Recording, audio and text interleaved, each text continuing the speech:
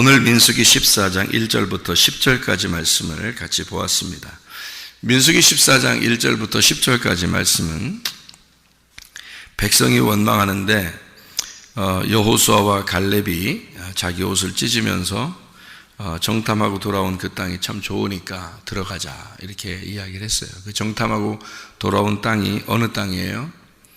가나안 땅이죠. 젖과 꿀이 흐르는 그런 가나안 땅이었어요. 그 땅을 차지하자 그래요. 그 땅을 차지하자는 말은 어떻게 하자는 거예요? 가짜는 얘기죠. 가짜. 가짜 진짜 이런 말이 아니라 가짜니까 가짜고 가짜고 그러는 거죠. 그럼 어디를 가짜고 그러는 거예요?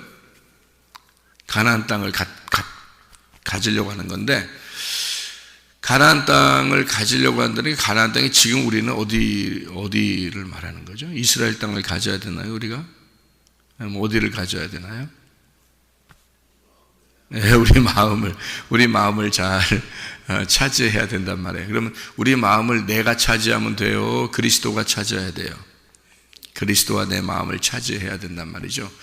그러니까 가나안 땅을 우리는 옛날에 있었던 가나안 땅 또는 지금의 이스라엘 땅 이렇게 생각하니까 성경을 그냥 옛날 책이다 이렇게 볼 수밖에 없죠. 그렇게 되면. 근데 이 가나안 땅이 뭐를 의미하는지 그걸 알게 되면 우리가 성경이 내게 말씀하시는 거구나 이런 걸 알 수 있겠죠. 그죠? 그럼 이 가나안 땅이 무엇을 의미하는 거냐면 바로 우리 마음을 말하는 거예요. 그러니까 우리 마음을 잘 차지하기 위해서 너희가 누가 들어와야 되냐면, 그 땅을 차지하려면 누가 들어와야 되면 여호수아와 갈렙이 들어와야 돼요. 그러니까 여호수아는 뭐의 대표냐면 구원의 대표, 예수님을 말하는 거고요.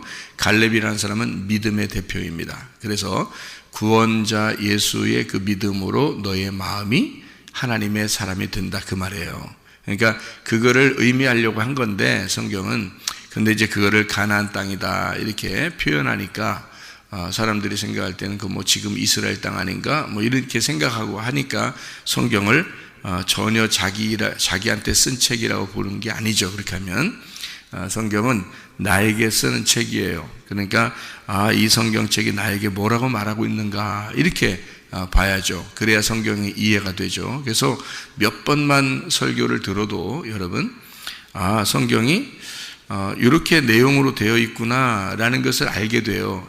설교를 몇 번만 들어도. 그러니까 그러면 이제 성경을 이렇게 요약을 할 수가 있죠. 성경이 이런 식으로 이렇게 되어 있구나 하면 성경을 그렇게 이제 잘 이제 이해할 수가 있게 되는 거예요. 그러니까 몇 번만 설교를 들어도요.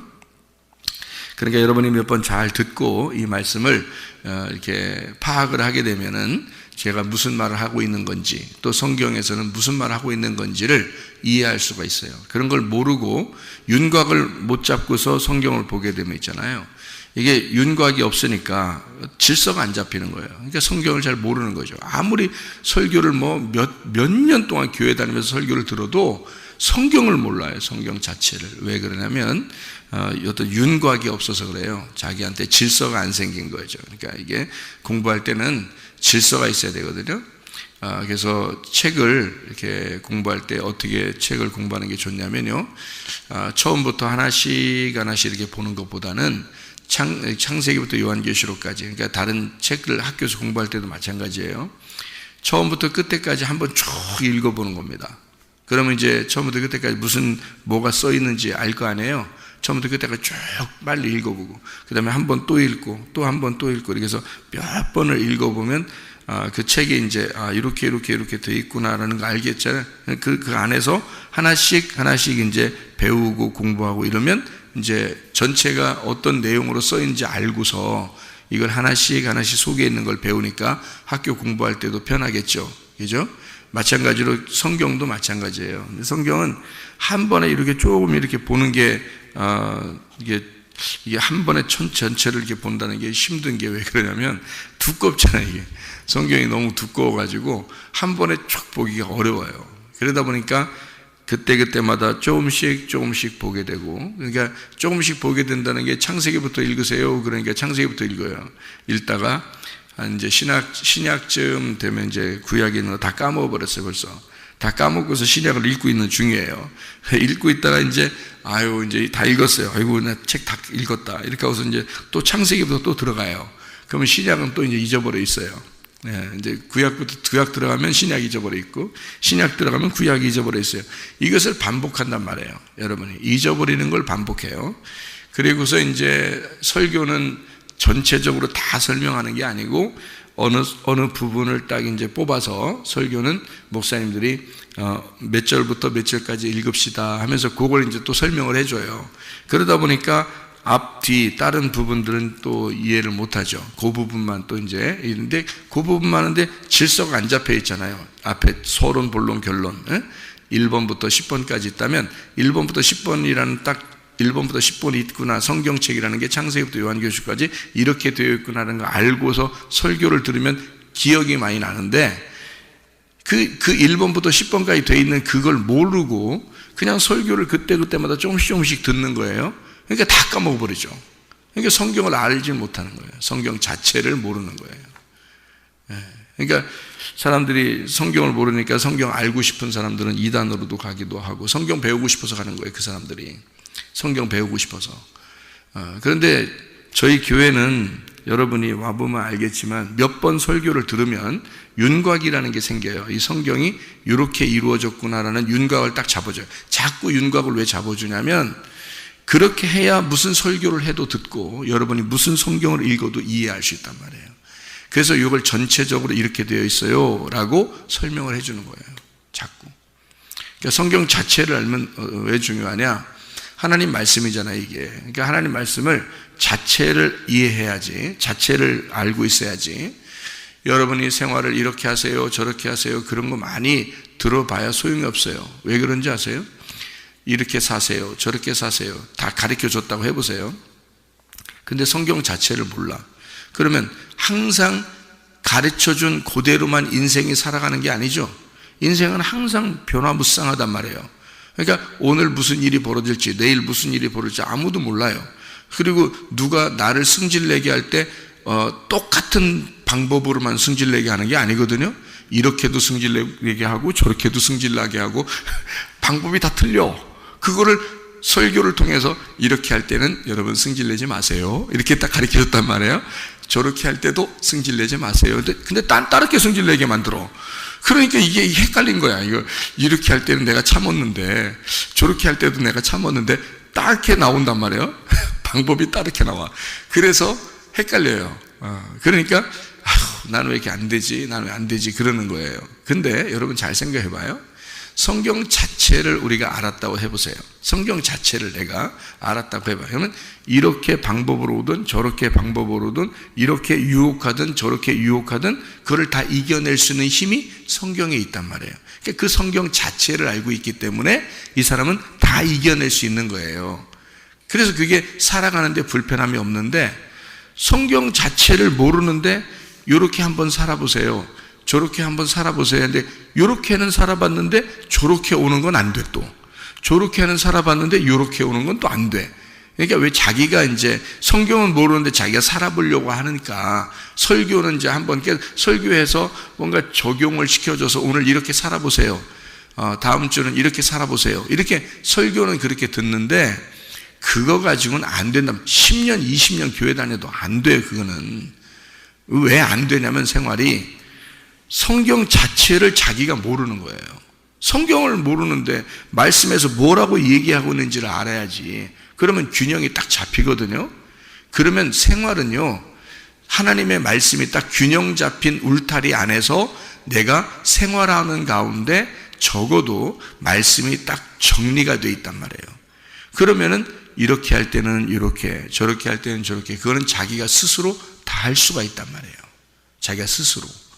그렇게 하는 거지, 생활을 이렇게 하세요, 저렇게 하세요, 그거 설교할 필요도 없고 그거 가르쳐 줄 필요도 없어요. 그러니까 교회는 뭐 해야 되냐? 성경 자체를 자꾸 가르쳐 줘야 돼요. 하나님 말씀을 자꾸 가르쳐 줘요. 근데 이단으로 가는 사람은 엉뚱한 걸 가르쳐 주니까 또 교주를 따라가잖아. 엉뚱한 걸 가르쳐 주니까. 우리의 교주는 유일하게 한 분밖에 없어. 우리의 교주는 예수밖에 없으니까 예수만 따라가도록 만들어줘야 되거든요. 그러니까 목사도 다 필요 없어. 목사도 어느 날 다 죽을 거예요. 그러니까 목사도 다 따라갈 필요 없어. 누구만 따라가야 돼?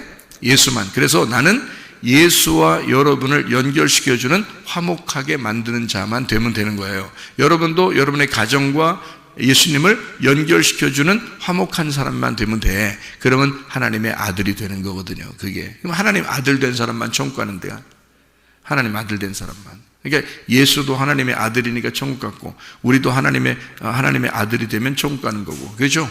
그러니까 우리가 하나님의 아들 되는 방법은 하나님하고 어떻게든지 다른 사람을 연결시켜주면 돼요.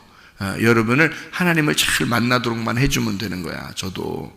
그렇지 자꾸 자기를 따르라고 그렇게 하는 사람은 잘못된 사람이에요. 그러니까 이단이라고 그러는 거예요, 사람들이. 그런 거를. 그러니까 우리는 뭐 해야 되느냐, 말씀을 잘 가르쳐줘서 말씀과 여러분을 결혼시켜주면 돼요.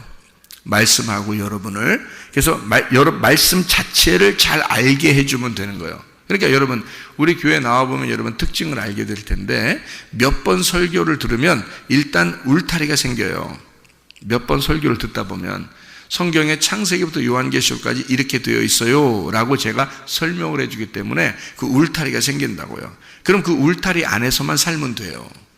그러면 자기가 어떻게 나 이렇게 살아야 저렇게 살아야 안 해도 말씀이 우리를 인도하는 것을 볼 수 있단 말이죠. 그러니까 옛날에 초대교회 예수님의 그 제자들이 설교하는 방법들이 성경에 나와 있을 거 아닙니까? 그죠? 그러니까 바울 사도도 설교했을 거 아니에요. 그럼 바울 사도가 설교한 게 여기 편지로 쭉 써서 나와 있죠? 그죠? 그러면 그 고린도전서에 고린도 교회에 편지를 썼다 해보세요. 그럼 고린도전서의 10장 이런 데 보면은 옛날에 그 애굽에서 너희를 탈출시킬 때 홍해 바다를 건넜다. 그리고 반석을 갖다 두드려 가지고 거기서 물이 나왔다. 그 반석은 그리스도다. 그 신령한 만나가 내려왔다. 그것은 생명의 떡 예수님이다. 이게 다 고린도전서 10장 1절부터 쭉 나와 있는 얘기죠. 바울 사도는 그러니까 뭘 얘기한 거예요? 구약에 너희들이 이렇게 조상들이 이렇게 살았던 거는 바로 예수 그리스도에 대한 이야기야 라면서 예수 그리스도를 자꾸 연결시켜 주죠. 그러니까 그게 설교였단 말이에요.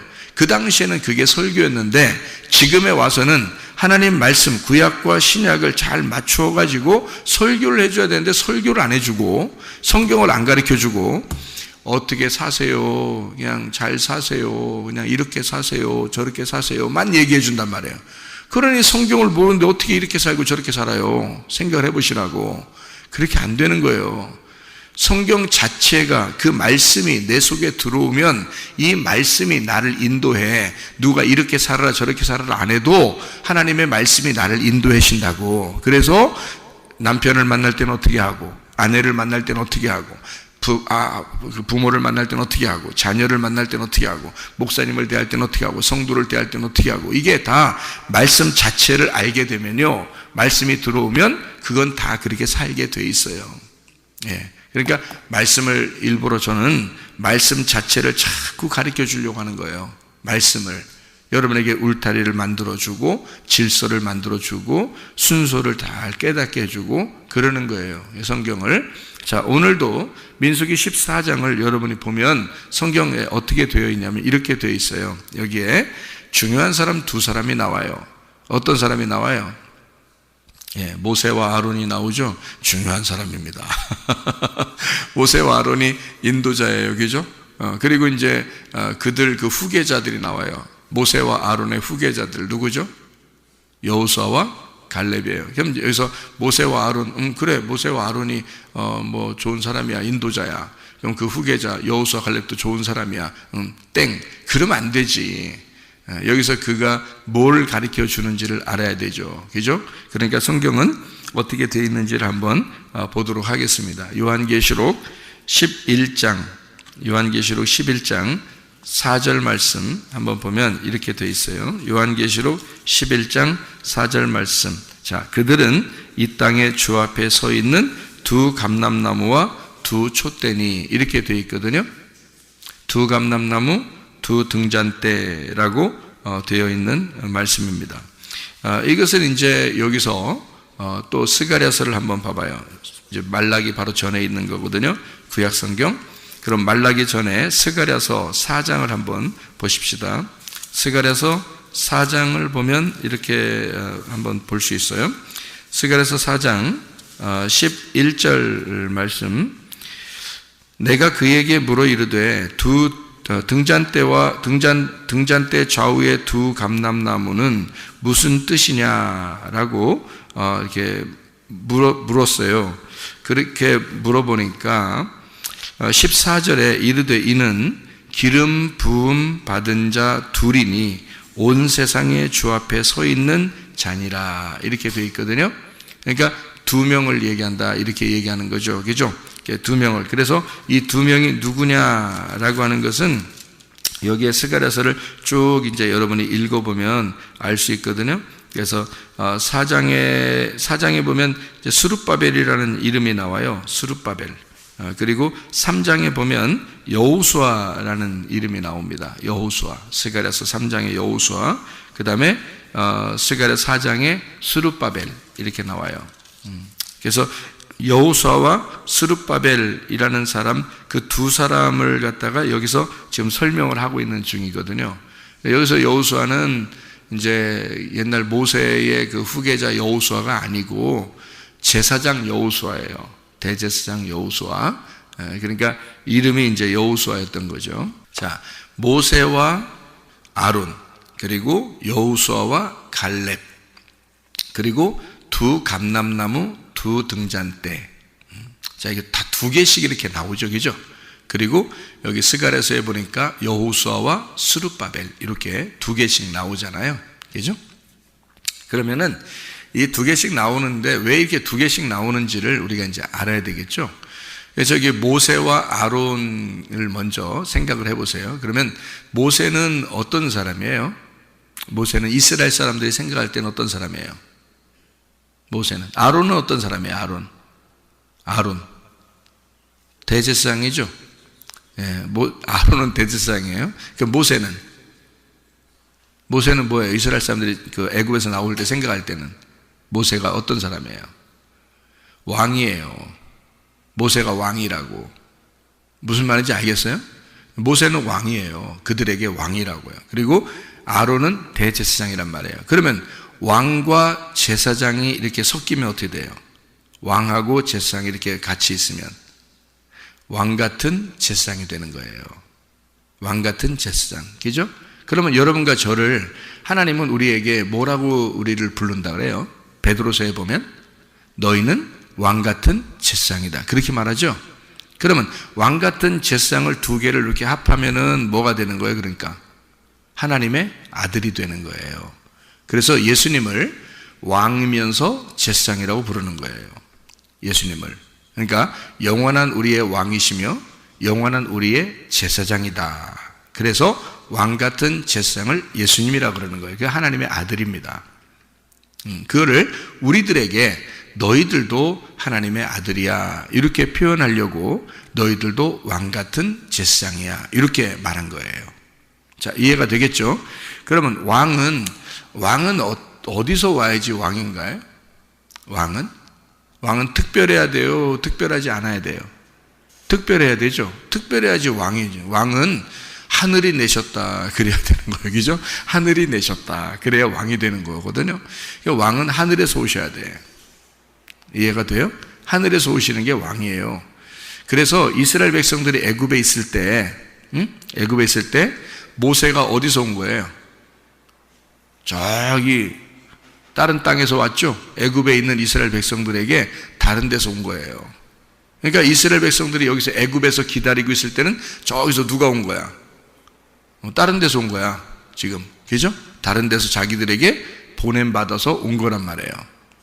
그러니까 모세가 왕은 하늘이 내셔서 자기들에게 오게 되었다, 그 말이에요. 그러면 아론은 어디 있었죠? 아론은 자기들하고 같이 있었어요. 어디서? 애굽에서. 그죠? 아론은 자기들하고 같이 있는 사람이에요. 이해가 되겠어요? 그러면 자기들하고 아론이 같이 있었으니까 그 같이 있는 사람이 아무래도 자기들을 잘 이해하겠어요? 저기 멀리서 오신 분이 이해를 더 잘하겠어요? 같이 있는 사람이 이해를 더 잘하는 거죠. 그러니까 같이 있는 사람이 이해를 잘 하니까, 예? 같이 있는 사람이 아무래도 자기들 편을 들어주겠죠? 그죠? 그래서 그걸 제사장이라 그러는 거예요.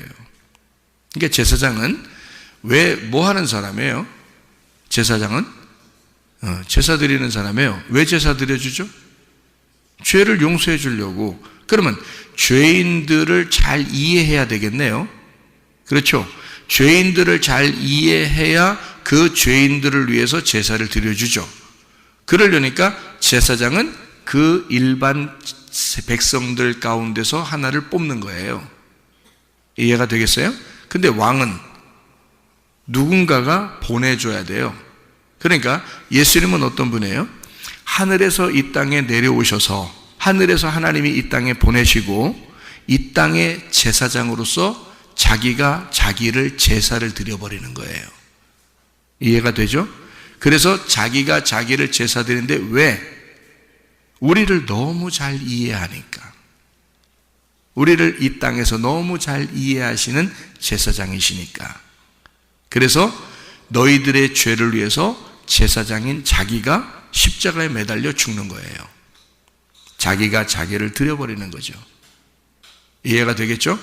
그러니까 왕이신 예수님이 이 땅의 제사장으로서 제사를 완전히 드림으로 이 땅의 모든 죄가 완성이 되었다. 이게 끝냈다 그 말이에요. 죄가 끝났다. 모든 하나님의 뜻이 이루어졌다. 이렇게 되는 거거든요. 그러니까 모세와 아론은 뭐를 상징적으로 여기서 설명하려고 하는 거죠? 왕이면서 제사장인 그리스도를 설명하기 때문에 모세 혼자 일할 수가 없는 거예요. 그래서 항상 모세와 아론 같이 나오는 거예요. 성경은. 이해가 되겠죠? 왜? 그게 두 감람나무니까. 두 감람나무니까 그게 두 등잔대니까. 자, 그러면은 자, 요한계시록에 이제 그런 말이 나오죠. 그죠? 두 감람나무, 두 등잔대. 그러면은 이제 이게 어떻게 이루어지는 얘기냐면요. 성경 구약 성경은 뭘로 이루어졌냐면 율법서와 선지서로 이어졌어요. 율법서와 선지서로. 그러면 율법의 대표는 누구죠? 모세. 선지자의 대표는 누구죠? 엘리야. 그래서 모세와 엘리야를 말하는 거죠. 그럼 이 모세와 엘리야는 뭐 때문에 우리에게 있는 거죠? 예수 그리스도를 소개하려고 있는 거예요. 구약 성경은 신약 성경을 소개하려고 있는 거란 말이에요. 그러니까 두 감람나무는 뭐 때문에 있는 거다? 두 등잔대를 위해서 있는 것이다. 그럼 두 등잔대는 뭐예요? 등잔대라는 게 뭐예요? 등잔대. 촛대, 등잔대. 그걸 뭐라 그래요? 성경에서는 요한계시록 1장에 보면 교회라 그러죠. 교회. 그러면 두 교회네. 그죠? 두 교회. 왜 두 교회라 그랬죠? 증인이니까 그러는 거예요. 증인의 교회니까 두 개라 그러는 거예요. 그러면은 자, 모세와 아론도 한 사람이 아니라 두 사람이잖아요. 이 두 사람. 그래서 이 두 사람을 하나로 엮어서 뭐라고 내가 얘기한다고요? 그리스도라고 얘기한다고. 그죠? 그러면 두 등잔대가 둘인데 두 개를 합쳐서 뭐라고 얘기한다고? 교회를 얘기한다고. 그러면 그리스도와 교회가 두 개잖아요, 이렇게. 네.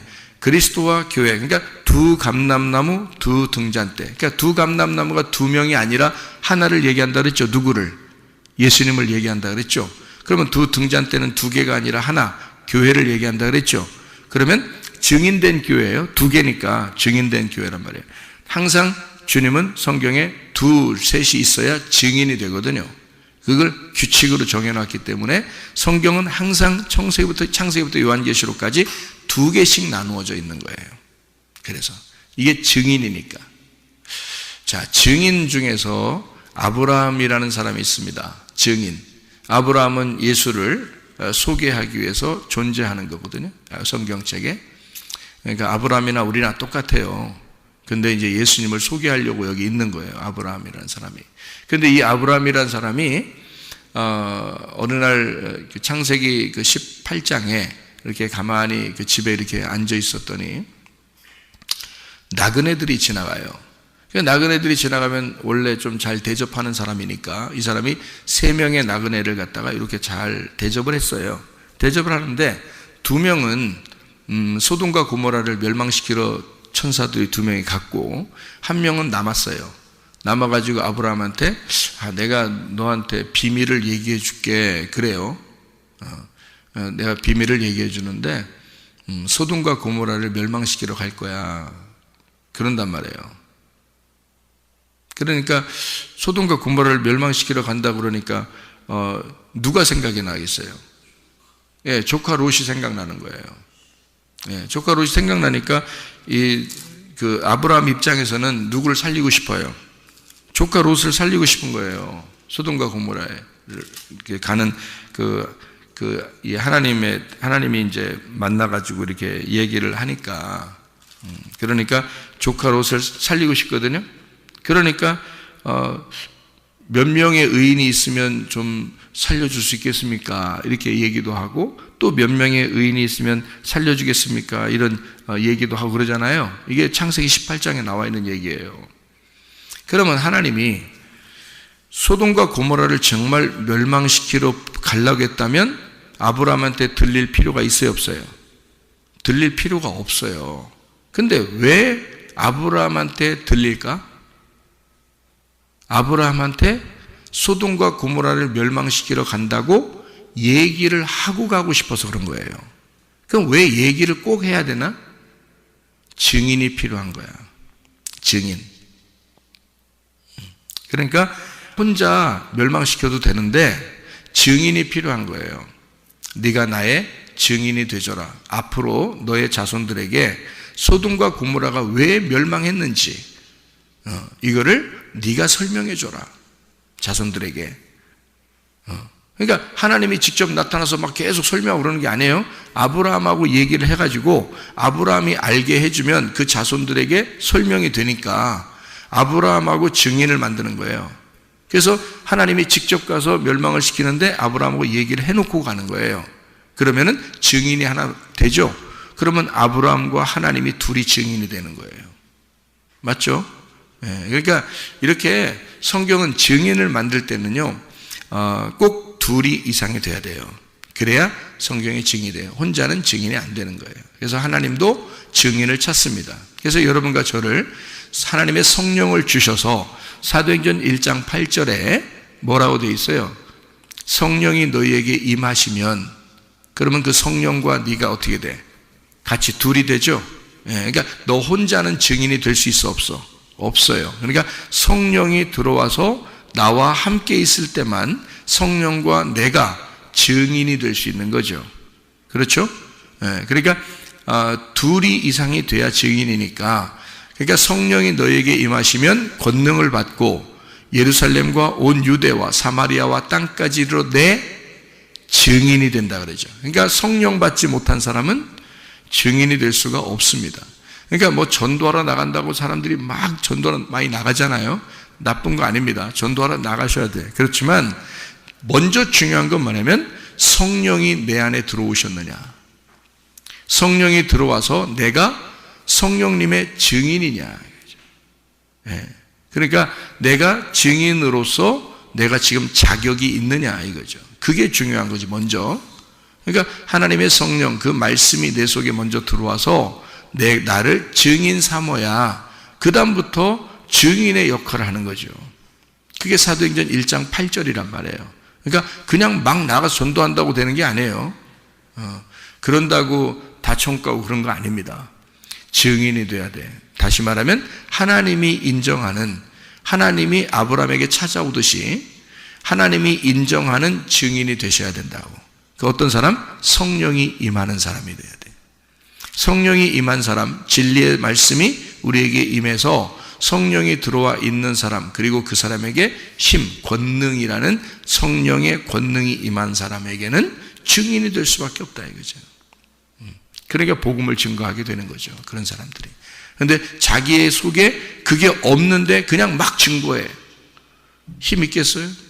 힘 없어요. 하다 말다 하죠. 왜? 그건 증인이 아니야. 증인은 하다 말다 할 수 없어요. 증인은 누가 시켜서 하는 것도 아니에요. 자기 속에 하나님의 성령이 들어왔기 때문에 그렇게 살아갈 수밖에 없어요. 그게 증인이라고요. 성령이 들어오면 적어도 그렇게 만들지. 생각해 보세요. 어떨 때는 했다가, 어떨 때 기분 나쁘면 안 했다가, 어떨 때는 또 했다가, 교회에서 전도하세요 그러면 또 했다가, 그렇지 않으면 안 했다가, 뭐요 그게? 그런 게 아니란 말이에요. 성령의 증인이 되셔야 전도도 할 수 있고 복음을 증거할 수 있다. 아니 그 삶이 전도가 돼야 되죠. 그 삶이. 자, 이렇게 성경은 두 개씩 이렇게 나누어져 있다라고 하는 거죠. 왕 같은 제사장, 왕이면서 제사장인 그리스도를 설명하는 것이다. 그리고 그리스도와 교회, 그래서 그리스도와 교회도 이게 원래 하나예요. 그리스도는 머리고 교회는 몸이니까 이게 붙어 있어야지 이게 하나지. 이게 떨어져 있으면 둘이 따로 놀잖아요. 몸하고 머리하고 따로 놀면 이게 문제가 되는 거죠. 그러니까 그리스도와 교회가 서로 하나가 돼서 이렇게 같이 붙어 있는 거를 한 사람이라 그러는 거거든요. 그러니까 이거를 두 감람나무 두 등잔대가 두 개씩이 증인인데 요게 합쳐지면 하나다는 거죠. 뭐로 나오는 거예요? 그리스도와 교회로 나오는 겁니다. 그리스도와 교회. 그러니까 이 마지막에 두 감람나무와 두 등잔대는 어떻게 보면 그리스도와 교회가 이 땅의 마지막 증인이다. 그 얘기를 하려고 한 거죠. 자, 금방 이해가 되죠? 성경 전체를 이렇게 쭉 보니까 그렇게 되어 있구나. 그 중에서 구약에서는 모세와 아론 이렇게 되어 있죠. 그럼 아론은 어떻게 된다고요? 제사장. 땅에서 백성들과 함께 있었던 백성을 잘 이해하는 사람이다. 이게 아론이에요. 그러니까 아론이 얼마나 잘 이해하냐면 백성들이 금송아지 만들어 달라니까 금송아지도 만들어줘서 얼마나 잘 이해하면, 그죠? 근데 모세는 그걸 이해할 수 있어 없어요? 이해할 수가 없어. 그래서 모세가 오니까 어떻게 돼? 금송아지를 다 깨뜨려 버리는 거죠. 깨뜨려 버렸는데 아론이 그날 죽었어요? 안 죽었어요? 안 죽었어요. 왜? 죽이면 안 되니까. 모세와 아론은 같이 있어야 되니까. 원래 아론은 제사장의 역할을 하는 거니까. 그렇게 백성들을 이해하는 거니까. 이해가 되겠어요? 무슨 말인가? 그래서 예수님이 이 땅에 오실 때 우리를 죄인된 우리한테 오셨는데 죄인을 충분히 이해한단 말이에요. 너희들이 왜 죄를 짓는지, 죄인이 무엇인지. 그래서 그 죄인의 입장에서 죽는 거예요. 그러니까 제사장 아론이 금송아지를 백성들과 함께 만들었는데 백성들이 죽었어요. 누가 죽은 거나 마찬가지예요. 제사장으로 오신 예수 그리스도가 대신 죽으신 거나 마찬가지란 말이에요. 뭐 때문에 오셨으니까? 죄인으로 오셨으니까. 그러니까 아론은 백성들이 죽을 때 그냥 자기는 하나도 느낌이 없을까? 아니에요. 그는 자기의 책임이라는 걸 다 알죠. 아론이라는 사람이. 그러니까 모세와 아론이 이렇게 함께, 아론은 애굽에 있었고 모세는 이제 하나님의 그 땅에서 부름 받아서 이렇게 와가지고 아론을 만나죠. 만나서 이스라엘 백성들을 함께 이끌어내는 것입니다. 왕이면서 제사장인 모세와 아론이 이렇게 된 것을 우리가 알 수가 있죠. 이게 성경은 다 이렇게 두 개로 나누어져 있으니까 그 중에서 몇 가지, 창세기에 보면은 선악과와 생명나무 이렇게 두 개로 나무가 돼 있죠. 그죠? 나무가 하나인데 두 개로 이렇게 설명을 하기 위해서 선악과와 생명나무 이렇게 돼 있어요. 성전을 지을 때는 어떻게 되어 있냐면 성전을 지을 때도 두 개로, 기둥을 두 개로 만들어요. 이렇게 기둥을 교회 두 개 있듯이 이렇게 두 개로 만들어요. 기둥을. 하나는 보아스, 하나는 야긴이라고 이렇게 칭하는 거죠. 왜 그렇게 하냐면 보아스라고 하는 하나님의 힘, 하나님의 권능이라는 말이고요. 야긴이라고 하는 것은 하나님이 건축한다는 말입니다. 그러니까 하나님이 능력으로 성전을 건축하신다. 하나님의 능력으로, 그러니까 너희의 힘이 아니고 하나님이 오로지 우리 교회를 세우신다라는 것을 알려주기 위해서 보아스와 야긴이라는 두 기둥을 놓는다는 말입니다. 자, 구름 기둥과 불 기둥도 마찬가지죠. 구름 기둥은 어떻게 해요? 낮에, 불 기둥은 밤에. 그러면 불 기둥은 뭐를 의미하는 거냐면 빛을 의미하는 거예요. 빛. 불 기둥이니까 빛이 나겠죠. 밤이니까 어두우니까 뭐가 필요해요? 빛이 필요한 거죠. 낮에는 구름 기둥이에요. 왜냐하면 낮에 너무 뜨거우니까 물론 구름으로 이렇게 가려서 구름 기둥으로 이렇게 했다고도 하지만은 낮에는 빛이 있잖아요. 그러니까 그 구름이 있는 거라고요. 그러면 구름이 있는 것에서 빛이 임하면 어떻게 될까요? 무지개가 떠요. 그래서 무지개를 언약이라 그런다고요. 창세기 9장에 보면 노아 홍수가 끝나고 난 다음에 언약이 있죠. 그죠? 무지개 언약이라 그래요. 그래서 무지개는 항상 변함없이 오는 언약이란 말이에요. 그러면 그 언약 무지개가 어떻게 생겼어요? 구름 안에 빛이 들어온 거죠. 그죠? 구름 안에 빛이 들어오니까 이게 하나가 된 거예요. 구름과 빛이 하나가 되니까 이게 무지개 언약이 되더라는 거지. 그게 예수님의 언약, 말씀의 언약이란 얘기거든요. 그러니까 낮에는 구름 기둥, 밤에는 불 기둥. 이 두 개가 기둥이 두 개가 있었어요? 아니면 하나인데 아침에는 구름 기둥으로 바뀌고 저녁에는 불 기둥으로 바뀌겠어요? 자, 하나인데 두 개로 나누어져 있어요? 아니면 이 두 개가 원래 하나인 거예요? 두 개가 원래 하나인 거예요. 그래서 아침이 되면 구름 기둥이 되고 밤이 되면 불 기둥이 되는 거예요. 이게요. 그러니까 그게 같은 건데 밤에는 불 기둥이 필요하고 낮에는 구름 기둥이 필요하기 때문에 이게 그렇게 인도하는 거지. 두 개가 따로 있다가 아침이 되니까 야 하나님이 구름 기둥 나타나. 그러니까 구름 기둥 딱 나타났다가 저기 불 기둥 이제 숨어 있어야 돼. 저쪽 불 기둥은 밤까지 숨어 있어야 돼. 그다음에 밤이 되니까 하나님이 불 기둥 나와라. 이게 불 기둥 딱 나오고 구름 기둥 이제 또 숨어 있고 이런 게 아니란 말이에요. 그러니까 그 기둥이 있는데 그 기둥이 두 개로 설명이 돼서 나타난다. 하나는 아침에는 구름 기둥, 밤에는 불 기둥 이렇게 나타나는 것이죠. 그래서 밤에 불 기둥 나타나는 건 왜 그러냐면 밤이 어둡잖아요. 어둠이니까 빛이 와야 되는 거예요, 여러분. 그래서 사도행전 2장에 보니까 불의 혀같이 갈라지는 것이 보여서 그때 성령의 충만함이 임했다 그랬죠. 그러니까 불바다라 그러는 게 이게 불바다에 진짜 막 불덩어리 떨어지고 이런 의미가 아니에요.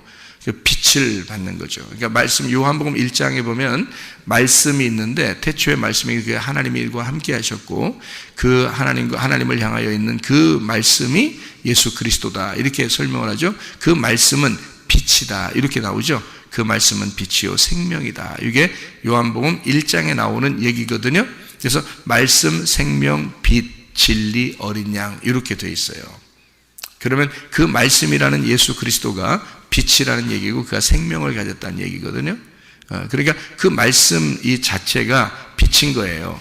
그러니까 밤은 어떻게 돼요?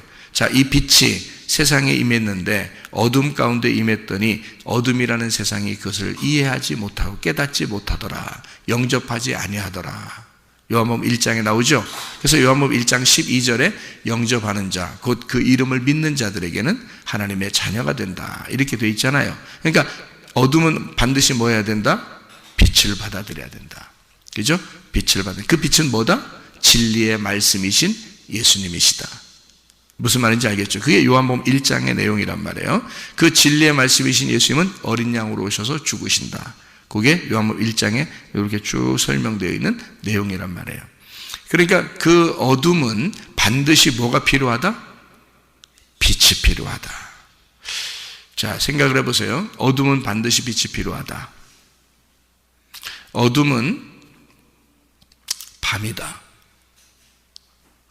빛은 아침이다.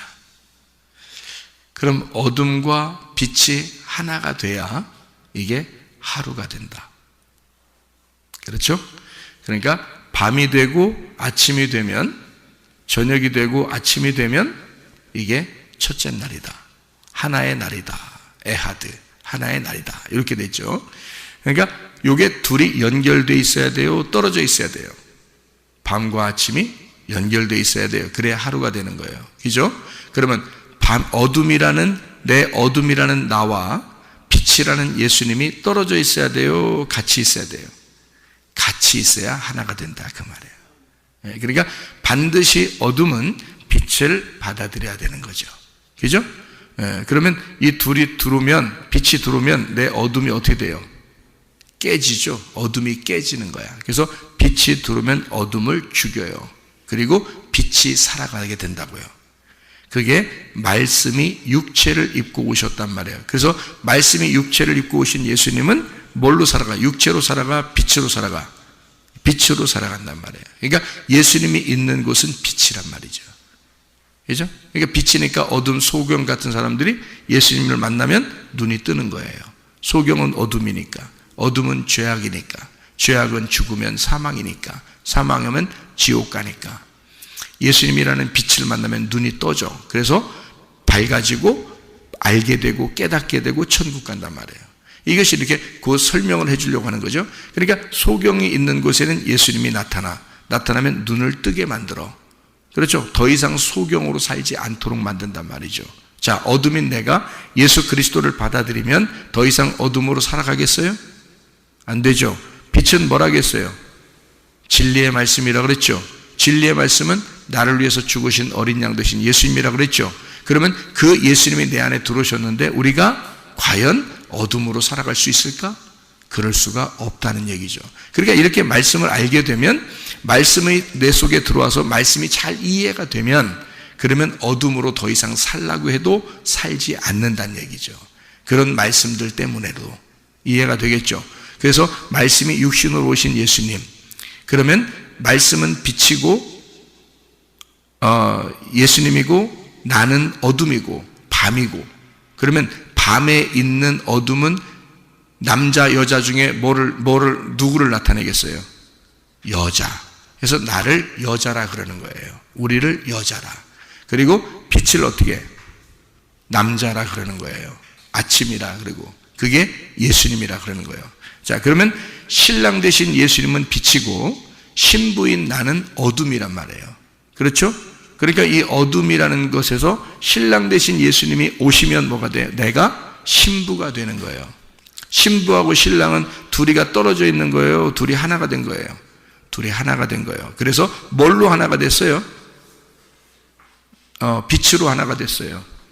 근데 만약에 어둠이 계속 빛을 밀어내고 어둠이 어둠으로 살게 되면 이걸 뭐라 그래, 성경에서? 신부가 아니고 음녀라 그러는 거야. 그러니까 나 같은 죄인, 음녀 같은 나에게 신랑 되신 예수님이 죽음으로 나를 사랑한다고 오시면 우리는 신부가 된단 말이에요. 음녀 같은 내가 신부로 바뀐다는 거지. 그러니까 바뀌는 걸 뭐라 그러면 점점점 바뀌는 게 아니라 다시 태어나는 걸 얘기하는 거야. 그러니까 음녀는 죽고 신부로 다시 태어나는데 그 신부가 누구라고? 신랑이라고. 신랑이 누구라고? 신부라고. 그러니까 하나가 된 거라고. 말씀과 우리가 하나 돼. 다시 말하면 성령과 신부가 하나 돼서 증인이 된다는 뜻입니다. 이해가 되겠죠? 그래서 신랑 신부가 그래서 나오는 거예요, 성경에. 남자 여자가 그래서 나오는 거고 신랑 대신 예수님과 우리가 나오는 거예요. 이렇게 같이 연결돼서 나오기 때문입니다. 반드시 어둠은 등불이 필요한 거죠. 기름 등불이 필요해요. 기름 등불은 어둠이 필요해요. 만약에 어둠이 없었다면 기름 등불이 필요할까? 필요치 않죠. 그래서 어둠이 있는 곳에 기름 등불이 오시는 거예요. 무슨 말인지 알겠죠? 그러면 어둠은 반드시 뭐가 필요하다? 기름 등불이 있어야 산다. 기름 등불이 있으면 그 기름 등불이 켜 있는 상태로 어둠은 살아가게 된다. 그러니까 그리스도가 내 안에 계신 동안 그리스도가 계신 그 그리스도 안에서 우리는 살아가게 된다. 예. 그런데 그리스도가 우리에게 오지 않으면 나는 여전히 어둠이고 기름 등불은 따로 있단 말이에요. 그러니까 어둠인 나는 어둠으로 살아갈 수밖에 없다. 그러니까 신부들은 반드시 기름 등불을 준비하고 있어야 된다. 기름 등불이 있어야 그래야 신부가 온전한 신부가 되니까. 그런데 이 기름 등불을 밀어내게 되면 기름 등불이 뭐예요? 아이고 기름 등불 또 준비한다고 또 뭐 한다고 또 그러지 말고 기름 등불이 말씀이에요. 진리의 말씀을 기름 등불이라 그러는 거예요. 그러면 진리의 말씀을 우리가 기름 등불을 멀리해서 진리의 말씀을 밀어냈어. 그러면 우리는 어떻게 돼? 다시 어둠이 찾아오는 거예요. 그러면 미련한 다섯 처녀가 되는 것입니다. 그러니까 미련한 다섯 처녀, 여러분 성경할 때 기름 등불이 꺼져간다니까 그럼 성령이 꺼져가나? 그래. 성령이 어떻게 꺼지냐 생각해 보세요. 성령 보고 야 꺼져 그럼 꺼져요? 아니 그렇게 하는 게 아니에요. 성령님은 꺼지지 않습니다. 근데 왜 거기 기름등 불이 꺼져간다고 표현했냐면 성령을 진리의 말씀이라고 하기 때문에 그런 거예요. 그러니까 여러분 설교를 듣다가 어느 날 보면 여러분 속에 진리의 말씀이 속에서 점점점 꺼져나가면 여러분이 그 사람이야. 미련한 다섯처녀. 이해가 돼요? 근데 여러분 속에서 갑자기 불이 확 타오르고 진리의 말씀이 막 사모가 되고 막 그냥 성령의 그 말씀이 자꾸 사모돼서 그런 말씀을 이 말씀이 이런 게 있구나 진짜 이런 말씀들이 진짜 있는 거구나 해서 이렇게 그 하나님의 그 진리의 말씀을 자꾸 사모하게 되면 기름등불이 자꾸 밝혀지는 거죠. 속에서 이게 꺼지지 않는 거죠. 그거를 마태복음 25장에 슬기로운 다섯처녀, 미련한 다섯처녀로 설명하는 거예요. 근데 이거를 잘 성경을 정말 모르는 사람은 뭐라고 하느냐? 저 사람은 미련한 다섯처녀, 이 사람은 슬기로운 다섯처녀. 미련한 다섯처녀처럼 저 사람처럼 살지 말고 우리 슬기로운 다섯처녀 됩시다. 이렇게 얘기한다고요. 그런데 미련한 다섯처녀와 슬기로운 다섯처녀는 다 우리 안에 있는 말씀을 얘기하는 거라고요. 우리 안에 있는 말씀. 그래서 미련한 다섯처녀 같이 어둠이 있는 사람 되지 말고 슬기로운 다섯처녀와 같이 기름등불 신랑을 늘 같이 살아가는 그런 증인이 되어야 된다라는 말씀을 해주고 있는 거예요. 우리 안에 있는 말씀이라고요. 그러니까 여러분과 제가 이렇게 여호수아와 갈렙이 어떻게 이렇게 믿음의 말을 하고 믿음의 사람으로 살아갈 수가 있었는가? 민수기 14장에 이 사람들은 갈렙은 이름 자체가 개똥이라고 했죠. 개똥이에요. 이름이 개똥이에요. 개똥아 할 때 개똥입니다. 그게 갈렙이라는 이름이에요. 여호수아는 어떤 이름이에요? 구원자, 여호와가 구원하신다는 예수아라는 이름이에요. 예수아가 개똥이와 함께 가나안 땅의 주인이 되는 거예요. 개똥이가 누굴까? 나지 뭘. 내가 개똥이지 뭐. 내가 탕자 아니에요. 내가 탕자고 내가 돌아온 탕자. 그러니까 갈렙은 원래 이스라엘 사람이 아니에요. 원래 이방 사람입니다. 그런데 유대인, 이스라엘 사람 유대인으로 통합이 된 사람이에요. 편입이 된 사람. 그러니까 여기에 우리나라에 와가지고 다른 나라 사람이 우리나라 사람 되고 싶습니다 하면은 왜 이렇게 우리나라에서 받아주면 입양을 이렇게 받아주고 이렇게 난민을 받아주는 거 있잖아요. 받아주면 우리나라 국민이 되잖아요. 갈렙이 그런 사람이에요. 갈렙이 원래 이스라엘 사람이 아니에요. 그 조상적부터 원래 이스라엘 사람이 아닌데 이스라엘 백성으로 하나님이 받아주신 겁니다. 그 사람이 그러니까 우리 같은 사람이에요. 우리들이 개똥이에요. 예수님과 개똥이가 함께 만나 가나안 땅의 주인이 되는 거예요. 그렇게 어떻게 이런 사람이 되었을까? 이 둘은 모세와 아론을 철저하게 따랐기 때문입니다. 모세와 아론을 철저하게 따라서 그들은 그들을 떠나지 않았어요. 모세가 금식할 때도 여호수아는 그 밑에서 기다리고 있었어요. 모세를 떠나지 않았어요. 그 말씀을 떠나지 않았어요. 그러니까 이렇게 믿음의 사람으로 가나안 땅을 차지하게 된 것이다 그 말입니다. 여러분 속에 그리스도가 충만하게 거하셔서 여러분과 주님이 함께 증인이 돼요. 이 마지막 시대에 주님과 동행하다가 주님 만나시기를 바랍니다. 기도하겠습니다.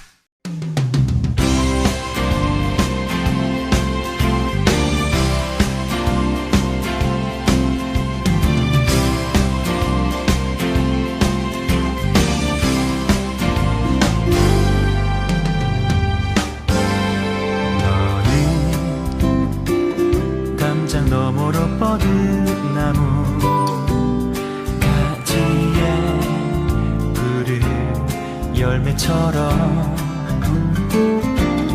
하나님의 귀한 축복이 삶에 가득히 넘쳐날 거야.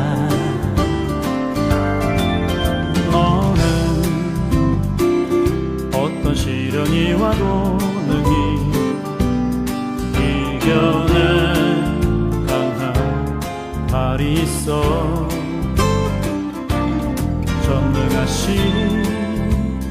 하나님께서 너와 언제나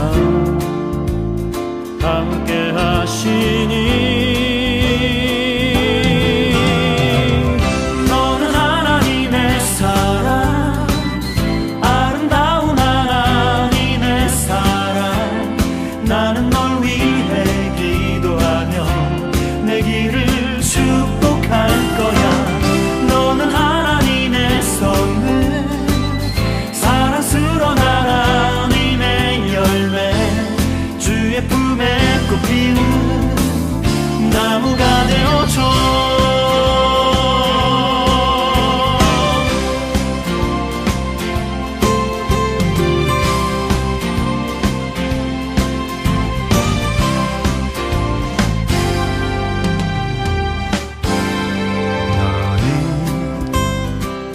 담장 너머로 뻗은 나무 가지에 푸른 열매처럼 하나님의 귀한 축복이 삶에 가득히 넘쳐날 거야. 너는 어떤 시련이 와도 능히 이겨낼 강한 발이 있어. 전능하신 하나님께서 너와 언제나 함께 하시니